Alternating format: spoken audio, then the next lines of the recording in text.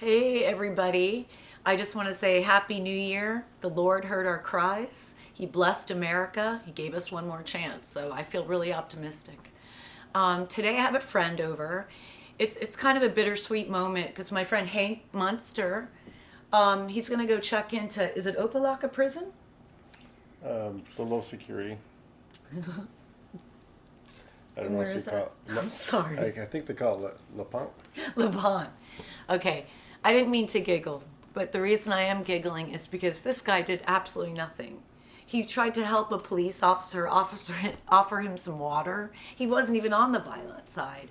And they're charging him for assaulting a police officer. This man tried to help a police officer by giving him water and breaking up a fight. So we're going to let Hank Munster tell his story. And again, your story will be written in history because you're an American hero, Hank. I didn't break up I didn't do that. I didn't offer water to an officer. I'm like, what? Sorry. What was that all about? That was too funny. We the people are not going to take it anymore. You are not going to take away our Sharpie bear. You are not going to take away our votes and our freedom that our men died for. This is all injustice, and we, the people, will never give up. We will never let our country go to the globalists. He's getting charged now, and he's going to prison. Do you want to tell us a little bit more? Well, I wish I was saving. I wish I was offering water bottles. I wish I was saving people from breaking windows, but I didn't see any of that. So from where I was, I mean, it was a very peaceful situation. I had been at the Trump speech. He told us to go to, to the Capitol building peacefully and patriotically, which we did. And eventually, I worked my way up to the top of the bleachers, and that's when they waved us into the Capitol. Yeah, I remember that. And when we got into the Capitol, I mean, it was very peaceful. We were saying our house, our house. It was a really epic situation. Yeah, epic. And then eventually we ended up a room just right off of the main rotunda. And then that's when we ran into the guards there, and we were standing there for a few minutes, and it's just like they got an order or something happened. They just started pepper spraying everyone. Out of nowhere? Out of nowhere. And then everyone That's everyone kind of got upset at that point. It's like, what? people I mean, don't- you let us in here. It's like me inviting you over to my house for a meal, and then when you get there, I decide, well, I'm going to assault you. Then I'm going to eventually call the police, and then I'm going to charge you, and we're going to have you spend many years in jail because I'm of going that. to say it's okay. Like, we're going to take a walk over to the Capitol. Okay, we're going to walk as long as they let us walk, right? If they're going to let us walk into our house, we're going to walk and practice our First Amendment right. We take a walk. Nobody stops us. The cop looks, coughs, and turns to the side. They shut the doors. They open the doors, and they start assaulting us. And we all get cramped in the tunnel as if we were doing the fighting. We were responding, defending ourselves from the Capitol Police, the Patriots. Same thing. Yeah, so and you got to understand, there's a lot of places in the Capitol where people were let in. I've learned more about it by dealing with other January 6ers, watching all the other video footage that's out there. There's places where there was violence because of certain things happened. And like where most people see the tunnel situation, and this is what's very difficult, because the narrative was they were going after the police were beating people. Right. But what really happened that day was a lady by the name of Bolin. The reason why I know this story is because I was with Tommy Tatum, and I stayed in D.C. during my trial. Okay. And Tommy Tatum showed me the video footage, what really happened. He was there when Bolin was beaten to death Roseanne. with a club. Yep. Everybody, Roseanne Boylan and Lila, was it Lila? The police officer beat her to death. And I remember that moment. Yeah, and we got the video footage, her laying on the ground, and the officer continuing to beat her, and she died that day. And so, and the narrative that we heard on TV, and this is what's really disturbing, is 3 officers died that day. Right.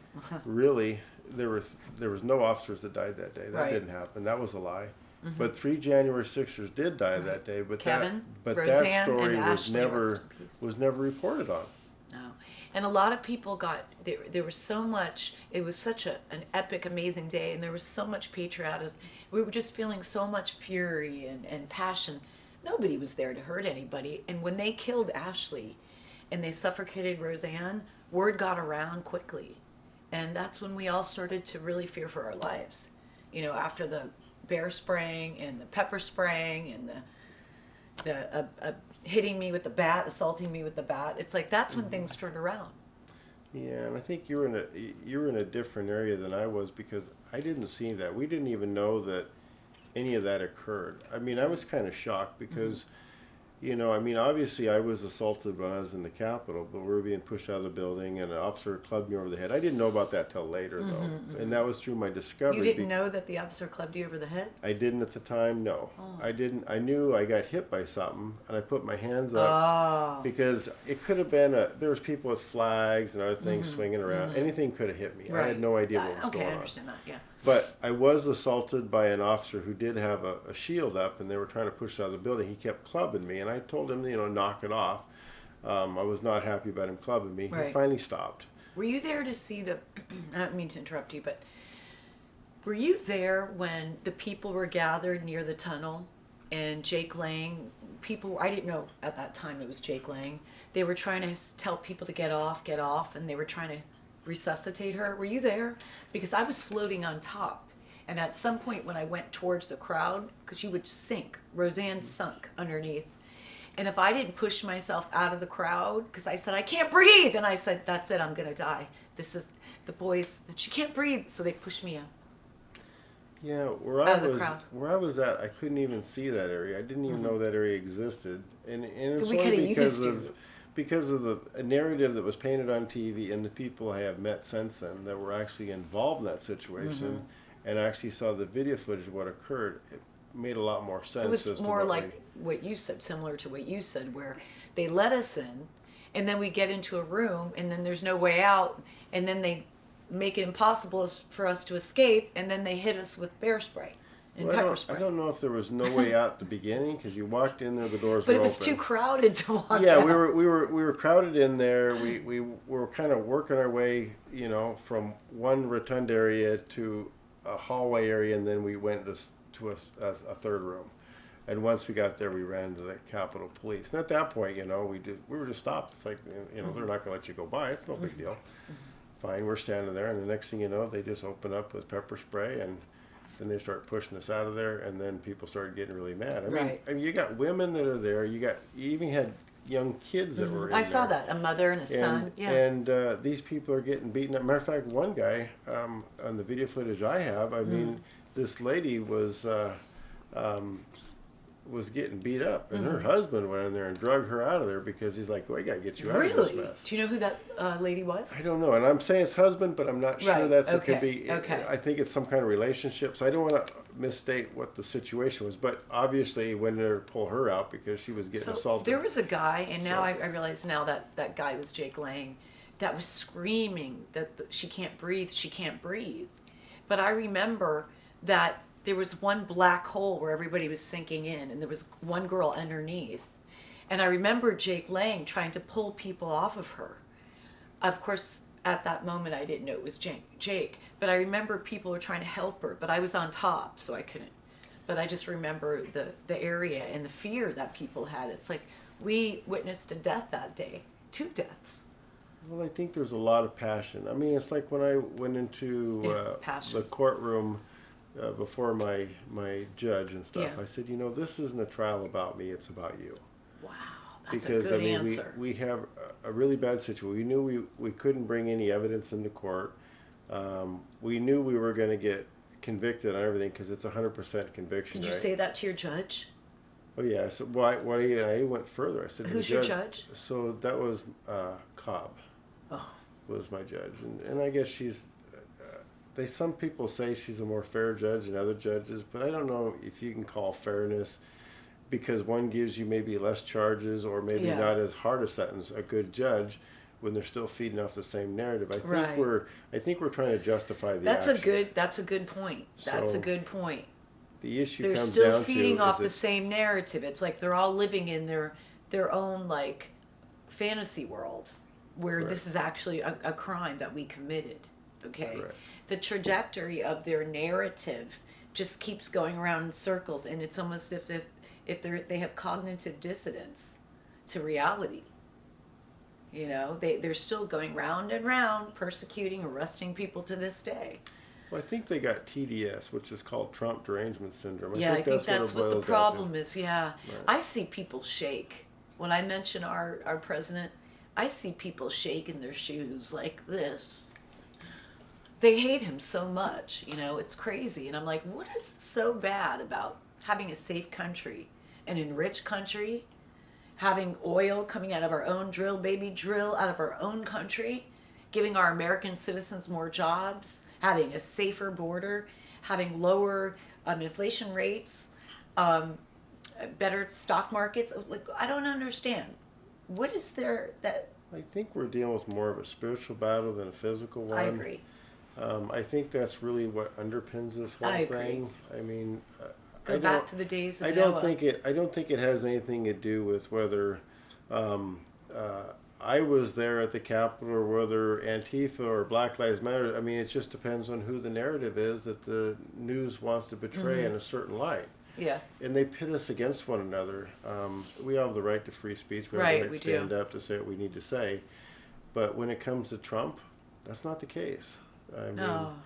But and we love him, you know. It just made him, the more they persecuted him, it's almost like Jehu, like in the days of Noah or the Old Testament.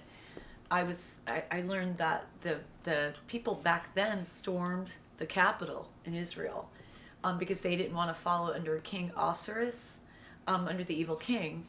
And they were in Jehu, they rose up to be a king, which was a king that followed the ways of God. So like almost like today, Trump, our President Donald Trump. I mean, look at his fruits. Look at his children. Okay? Humble people that just want to better the country, better American. You know, we're the world superpower, but we were going to lose it. If we didn't have Trump come back just in time, we would no longer be a free country. There's no way. And we probably would have been hung. I think it's Or perhaps the firing squad. Mhm. Right? Well, and I really believe what we're seeing and what Trump is exposing is their lies and their fraud. Which has always been And his narrative and since I day one. believe it's when I say it's more of a spiritual battle. I mean, it's evil is being exposed, and For when we don't evil, wrestle against flesh and blood, but against powers, principalities that hide in dark places. from the heavenly realms. Yeah. So we're dealing with people, and I believe if you really dig deep in what's really happening right now, I mean, the spiritual battle we're facing, I really believe we're dealing with fallen angels. I believe we're dealing with people that are entrapped in spiritual things, whether you call them people that are Bound? bound in some way with spiritual entities. People Because there people are. are lashing out right now, and if you look at the way people are acting, they're not They're even bound by acting demons. Yeah. normal. They're not acting normal. Yeah. I Well, believe if they there's- allow, okay, so if we don't believe in our Father, there's no way He could protect us. Okay, if we don't worship our Father, that's part of what we get in return. He protects us. We're His children, and nobody hurts us unless He allows it.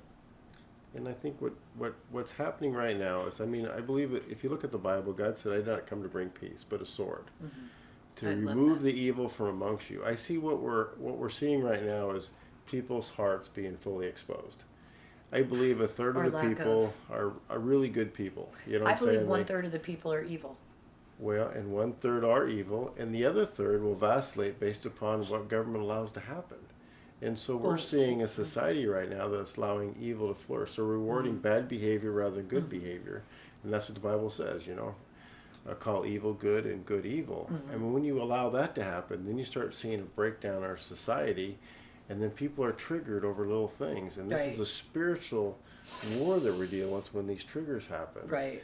And I really believe that's the bigger picture if you really look, you know, beyond the surface level. Right. Well, I agree with you there, because I believe that everything is just a repeating itself from the days of 535 BC to the days where they took the temple down in Jerusalem, 76 AD, I believe. Or is that when they rebuilt the temple? 76 AD. I can't remember the dates. Okay. Anyway, it's just like the days of Noah, the days of Moses, when the Israelites escaped from Egypt with Joseph. So it's all history repeating itself. And they're It is. persecuting us right now. Well, the thing is, they have to persecute us because if we rise up and we expose the truth That's for so true. what's really happening, the dynamics of everything changes. And I think they go the people with the loudest voices. I believe they try to shadow ban the most. Well, and I do a Trump train every Friday, Oh, awesome. and I've been doing that since the election was stolen. Oh, wow. And the majority of the people, I would say 98% of the people where I'm from support Trump. Right. But it's hard to get people involved who want to join in a lot Right. and do a lot of things Right. because there's always that one individual within their family that's very liberal or very triggered by Trump. Right. And therefore they don't want to stand up because they want to keep the peace. Right. Oh, wow. And because they want to keep the peace, it looks like the left has a bigger voice or the Exactly. narrative has a bigger And that's why voice. they stole our election. They got away with it. Yeah, and The it's not media really stole true. our election. What they did was they stopped the voting process in the middle of the night, and they shoved did you see the ballot stuffing everywhere? Right, and the numbers What was don't that? lie. Exactly.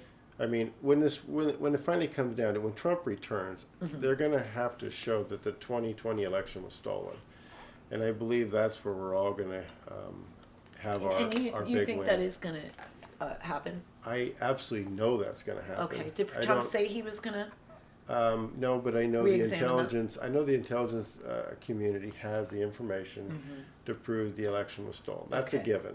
Okay. The problem is with the NSA or any of these being a military organization, they're not allowed to eavesdrop on American people. Right. Oh, well, So you mean the Patriot Act? therefore, until we can prove that there's foreign interference in an election, then we can bring that information forward and expose the entire fraud. And I believe that's what we're eventually headed for.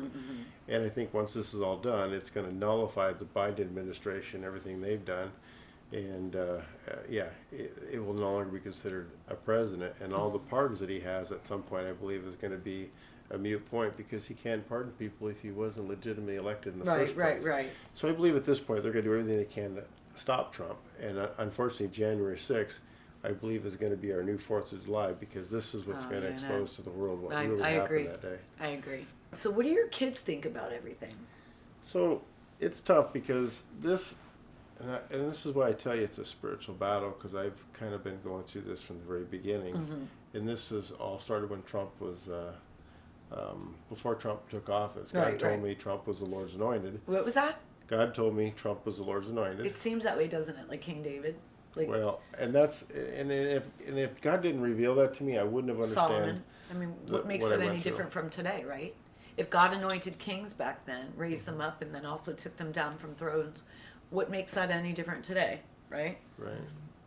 Well, I just saw the spiritual battle early on in this process because it affected me and affected my family. I went through a divorce, married for almost 30 years. Well, you got a great divorce wife. because of the situation? Not because of January 6th. Okay. It was because of Trump. Oh, Was come part on. of it. So I told her that Trump was the Lord's anointed. And there's other things going on. I mean, it's not just the only thing. Right.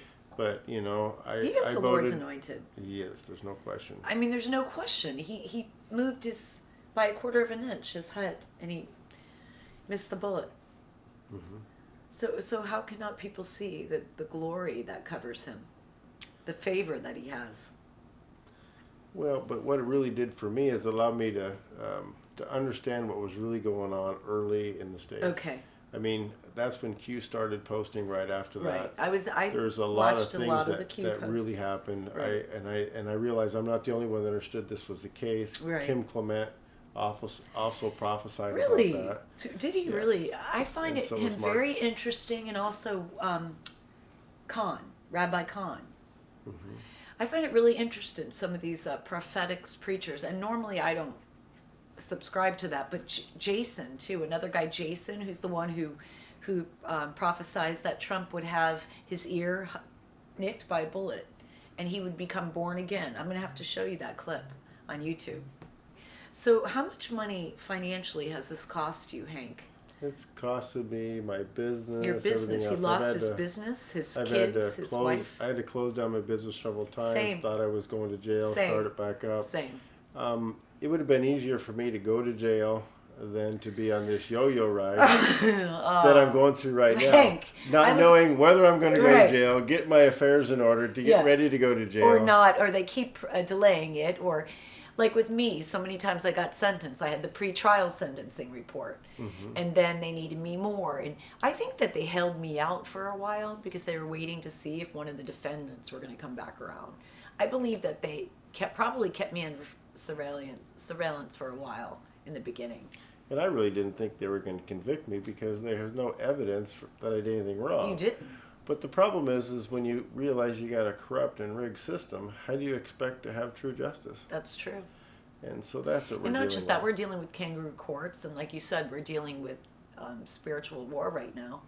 And since the Biden administration has been in place, we're seeing the wicked deeds of the rulers. Well, when you reward bad behavior, you're going to have more bad behavior. Exactly. You either got to reward good behavior and no longer tolerate the bad behavior, or it'll continue, and that'll be the demise of our society. Right. We're on a downward spiral right now. And I we've think, got to and turn I around. agree with you there. And I do believe the Lord is close to coming back. I think that he anointed Trump to be our leader because we need a leader that represents us. They're not going to win with their media overtake and their lies and over infiltrating our educational system and our religious system. They're not. No, we have God. Nothing is bigger than God. He is sovereign. So I want to also change the subject a little bit here. So I just want to thank Jake Lang, because if I didn't have Jake Lang working as hard as he does behind bars, I would not have been able to travel. In the beginning, I would not have been able to pay my rent. My attorney was a grifter, and he took all my life savings under the threat and the duress of, oh, you're going to go back to prison. You're going to go back to prison. If you don't pay me another $25K, and then another $25K, and then another $25K, and then my family's like, did you pay him? Did you pay him? So after he depleted my bank account, I did fire him because I became mentally stronger to deal with him and say no. If I didn't have Jake Lang helping me out with travel, with rent, with food, with lodging for the past 3.5 years, I don't know where I'd be. And for people to insinuate that he's Antifa or possibly the opposition, no, I beg to differ there. Now, I resent those comments because I'm somebody who, if I didn't have his help, I don't know where I'd be. I would have probably lost my apartment. How about you? What's your experience? Well, my experience is he's the only one. Kwan's also Yes, and part Juan, of it. And EOJ. I've had a chance to meet him, and great guy. I mean, they're the only He ones told that me ever stepped up to the plate to help me. Yeah. Period. No one And else if I has ever done that. cried and I felt so desperate where I didn't know what to do, and my anxiety overtook me during the times of dealing with the prosecutors and the hearings, if I didn't have EOJ and the prisoner's record, I probably would have died of a stroke. I really didn't have the will to live anymore. Yeah, and for me, it's just making contacts, places Right, to stay when I right. get there. It's like when I went to D.C., they arranged us a place to stay. Aw. Because otherwise, I probably wouldn't have been able to afford a place Yeah. to stay in D.C. because it's Yeah. expensive. I And know. I don't expect anyone to take care of my bills, No. but they've helped pay my plane flight. I mean, obviously, they probably would have put money up for a lawyer, but I'm like, no, you don't spend money. They did too. They I asked. said, don't spend money on lawyers. I said, have a Yeah, court-appointed one. Let me tell you. Can I tell you? Because- So they wanted to hire an attorney. The attorneys all wanted 30 and 40,000. I just dropped 80K. And I'm like, no, I just want to get a public defender. I didn't feel right them throwing away all that money for something that we already know what the outcome's going to be. Correct. And I said, no, save that money, Jake, just for when I needed to travel, for lodging, maybe for help with my rent. Yeah, the same thing. They wanted to pay for my attorney. Yeah. And I think if every January 6th were to look at the situation better, we would have probably all been better off to get a public defender, have an I know. attorney that overlooked the entire situation so he could see each case file. He Right. could see the threats being done by the Justice Department. Right. He can see the lies, the Brady Law violations. We could have put it all together because every case has evidential evidence of the corruption. Right, right. And if you can put it all together, you show a pattern of behavior. That's right. If we would have had someone overlooking each case and we instructed our court-appointed attorneys to do it, then we could have found out that information and been further ahead of this, and there would have been less people plea bargained. There would have been more things that maybe went to the Supreme Court sooner. We could have overturned a lot of these things. Did you have a 1512? I had a 15-12. So Hank and I both had a 1512 charge, which is punishable up to 20 years in prison. My judge, Judge Nichols, took it to the Supreme Court, and he's like, no, this is not a valid charge. Their charges have nothing to do with this section, code section.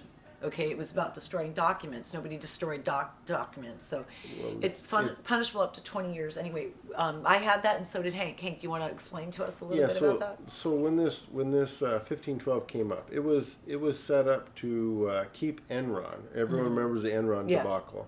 That was to prevent them from doing paperwork in order to prevent Congress from doing their investigation.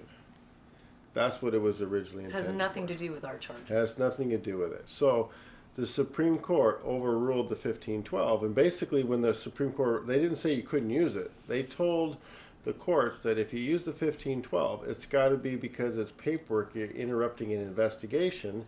They didn't tell them you couldn't use it. They said it had to be used that way. But here's what's Who started that? Matthew Graves? Who started that? Matthew Graves is the one that put that all together and brought charges against them. But that was also part of the January 6th Select Committee and all that, which basically they knew that we were innocent on a lot of things. They had to basically bolster a whole bunch of incredible evidence against us. The old saying is an attorney, you throw 100 charges at people and maybe one or two will stick. Right. And that's kind of what they've done to us. Everything on its face was illegitimate, but they had to create a narrative. They had to have the news run with it. They had to prosecute us for it. But on the 1512, so when the Supreme Court ruled on that, because they said you can't use that case unless it's used for this specific thing. Right. They also did a ruling. In juxtaposition to documents, not what we were. Right, but we were accused of trying to stop an official proceeding, is what they were trying to do, and they used 1512 as the charge, but it didn't fit that. Right, but when the Supreme Court did the ruling out, they also went after the Chevron case. I don't know if you know what the Chevron case is. I heard about it briefly. So the Chevron case is very interesting because it's relative to the 1512 because it has the same concept. So basically, they were telling them that they can't use it because it was not used that way by Congress. Congress is the one that makes these laws. And because it was not used in the way Congress wrote it, it can't be used in that fashion. That's what the Supreme Court basically said. So the Chevron doctrine is when they went after fisheries, they went after all these people, and they used the protection agencies to shut all these people down for, for whatever it may be. Say, for instance, you had a pond and they found some species or whatever on it, you couldn't use it. They could shut you down and use the government's power through these agencies. Wow, right. Environmental protection agencies in this case, to say you can't do this, you can't build your house in this, or you can't do that. So when the Supreme Court ruled that, they also ruled that the government can't interpret the law. Oh, they did. So that's what the 1512 was about, is reinterpretation of the law. So when the Chevron case went away, now all these laws that these three-letter agencies have charged us with, and then not just the January 6th, but in other cases as well, are now are null and void because they didn't have standing to make that position to say that this is a law.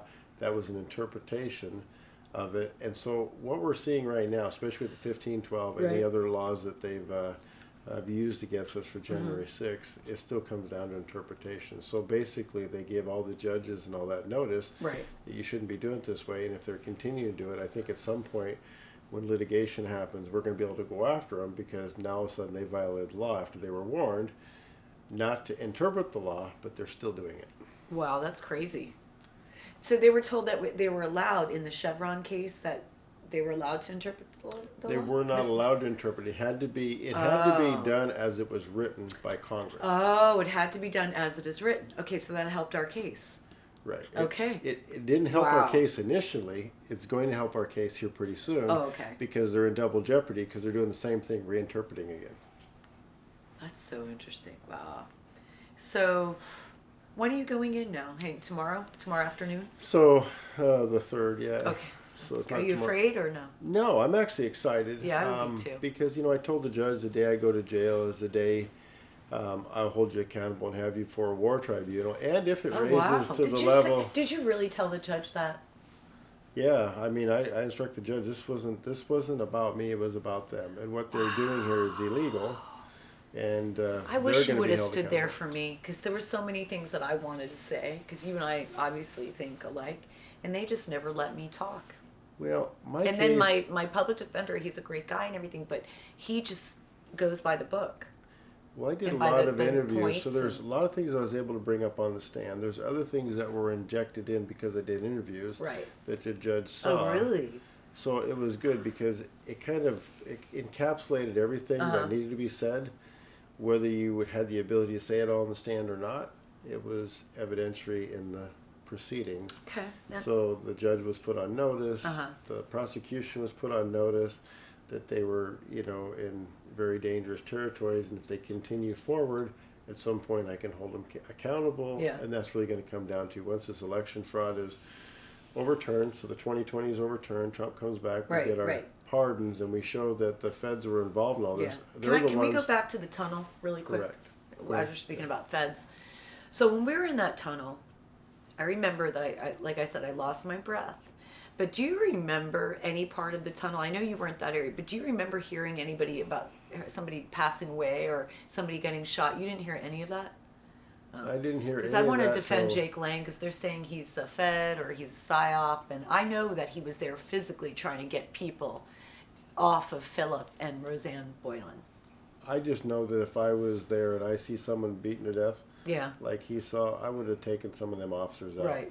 There was no officers killed that day. I don't blame you. But if I was there and saw someone To kill this someone, day, they still say. if I saw Officer someone Sigmund. kill them like that, I very well might have taken them out myself. Exactly. Now, We I would have don't the want right to be do- mean, and I mean, and I'm not that type of person. I'm a vengeful person, but Right. I kind of spur of the moment when I see an atrocity that I don't, Right. don't like. I step in and Right, do something right. about it. I can't say I would have done in that particular situation for sure, Right. but after watching the videos and saw what happened, but that's like a bird's eye view too. Right, right. Yeah, There true. might have been some dead officers that day. I would have taken them out myself. Right. I see an officer shooting somebody like they did. There was January 6th shot in the face, bullets in Yeah, their I cheeks, saw that. indiscriminately shooting at people that did nothing wrong. And also, I would have been up on top what is there what is a grabbing that guy. person And, to do? For instance, Jake Lang. What is a person to do when somebody's dying on the ground because they're being suffocated? Are we not supposed to try to save their lives? Why is he we're- still sitting in jail 4 years later? well, I mean, he's sitting in jail because of the narrative. Right. He hasn't, and there's a lot of reasons why he hasn't gone to court. Just like in my situation. Yeah, why it's- hasn't he gone to court? Well, probably things that he needs to get done to bring evidence forward. They won't allow him. There's probably Okay. also things that they don't want the public to hear, so the prosecution doesn't want it. So usually, how the prosecution works, and even the attorneys, I even had an attorney do the same thing.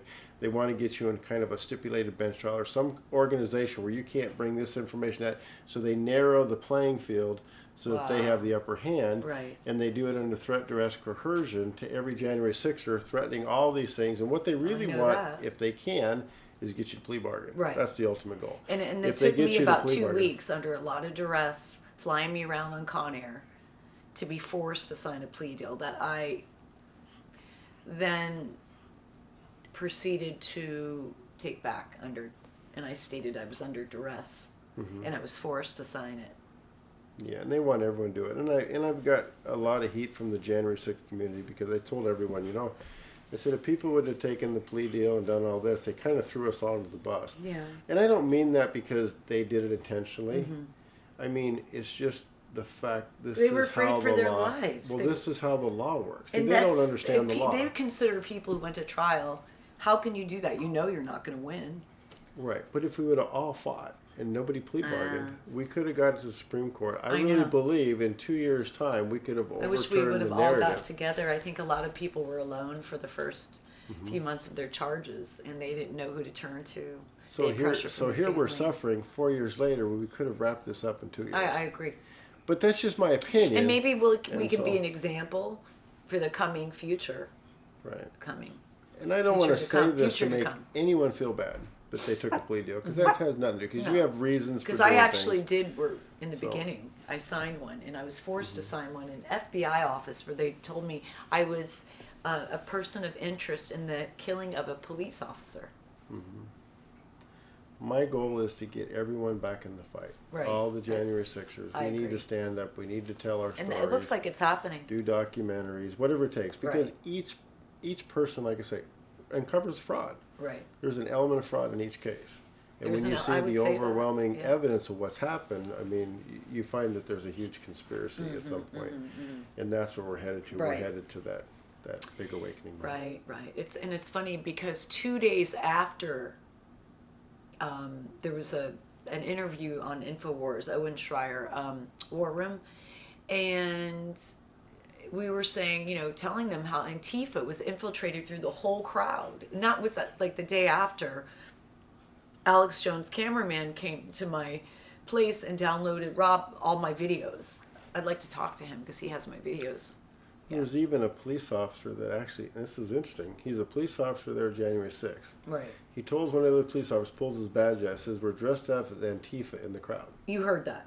Yeah, was a video of it. See, I knew it. And wasn't there a busload of 300 people, up to 300 people coming out of... There was, but so that came, one of the representative, what was his name? I'm sorry, 3 busloads. They were ghost busts, they call them. Yes. And that was brought Yes. out in some proceedings that they were having at the Capitol building, and the guy that I think he was a sheriff or something. Do you remember the guy's name that brought that information up? But anyhow, he was revealing it. He had the information. They showed the pictures of the ghost buses and the people that were there. See, I knew it. So Everybody's like, oh, what do you think I'm Bozo the Clown? Nobody assaulted you in the crowd. You're so full of it. You're the one who went there and started it. You're the one who asked for weapons. That's the crap I get for the Well, past then- 4 years. But then even Son came forward. Son came forward and he did an interview on Fox News and they didn't play it. And then he went on Tucker Carlson and talked about it. But So, he I would- identified over 1,000 people that were there Oh, that were really? feds. Well, I'll tell you. Really? Over 1,000 people were feds. That's interesting. So the guy, Michael Irving, Brian Irving, Capitol Chief of Police of Capitol Police, talking about a coinky-dink. He was at my local Mercedes dealership here, and I overheard him saying that the people that were there, January 6ers, were innocent. They were peacefully and patriotically taking a stand, and we were the ones that were. He didn't say we were infiltrated, but he said we had no intentions on trying to interrupt an election proceeding. We just simply wanted to practice our First Amendment rights. Well, Kash Patel's been pointing this out too. He basically said, in order for there to be undercover agents, which we now know there is, they didn't admit how many, but they're saying 26 or 20, whatever the number is, they've already revealed. But in order for someone to be an undercover asset, it takes 6 months to get that set up. So this means it's been in the planning this whole time. Right. We were all set up. This wasn't just a thing where all of a sudden federal agents were there because they needed to be there. Right. This was a coordinated effort. Right. And then I also found, Coordinated effort, and then I also found some more things in my discovery. So I asked them, because I work security. What do you think about the tunnels underneath? Do you think they have hidden tunnels under the Capitol? Absolutely. They even have prison cells under the Capitol building. I don't really know the blueprint of the whole building. Yeah. So Kash Patel brought that out. There's a lot of information out there. He did? Yeah. The Speaker of the House, if they violate a subpoena or whatever they're issued, they can be arrested. And he revealed that there's jail cells under the Capitol that they could lock them up in. You need to send me that. I Yeah, can get you that for you need to send me that because I really want to believe that. So Hank is about to check into prison within 2 days. Opelika Prison, is that what it's called? I think it's called LePong. LaPont. Okay. But he's not really worried because he knows that our president gets inaugurated January 20th. And he said he's going to do pardons within 15 minutes. Did you hear that? I did. Right. And you know he always does what he says. Yes. So we'll have a pardon. It's just a matter of when Trump was sworn in. Hopefully it'll be January 20th, and there's not going to be any interference, and Right. they will certify the election. We'll see what happens. Right. I can't wait for that pardon. I know. And Deuteronomy said the Lord will restore everything that we lost or that was taken from us. I'm looking forward to that. Me too. Right? Vengeance is mine, said the Lord. And I love to see the hunters becoming the hunted. It's great. I think great. we're just about there. I love it. And I'm excited to report to prison. For me, that's Yeah, an that's exciting. I mean, a lot of people are always fearful of it. No, It's I like, love no, it's like, Yeah, they're but you're gonna- knowing you're going, you're knowing when you're getting out. Well, I do, but the other thing is they got to commit the crime. I Right. mean, you're holding judges accountable, Right. prosecutors accountable. The day I go to jail is the day they commit the crime. They've actually committed the offense. Right. So I fully agree with you I there. mean, for me, it's an exciting time that way. I don't look at it as being a hard thing. It's like Daniel was locked up in jail. Correct. In the lion's den, right? Paul was locked up in prison, right? He took the shackles off of Peter. Was it Peter that the angels went in there and took off their shackles and opened the gates? Just like my ankle monitor. It's funny because about a week ago in the middle of the night, the second time, by the way, my ankle monitor popped off in the middle of the night. And it looked like a little drone, like flashing, or like an ambulance under my sheets. And I'm like, what is that? I look and my ankle monitor's gone. Call your officer now. I got in trouble. And he's like, get on FaceTime. But I wasn't worried because I didn't do anything. It just popped up. I said, I think the Lord doesn't want this ankle monitor in it. And he said, Gina, well, the Lord's inconveniencing me right now. Yeah, so anyway, I still got her on right now. Here she is. And we got some rhinestones there to celebrate the election win on November 5th. Yeah. Anything you want to say before you check into jail? No, I'm going to wear, well, I do. I'm going to wear my Rock and the Orange shirt. Right on. And it says, when tyranny becomes law, rebellion is duty. Right on. And Say so- that again to the camera. When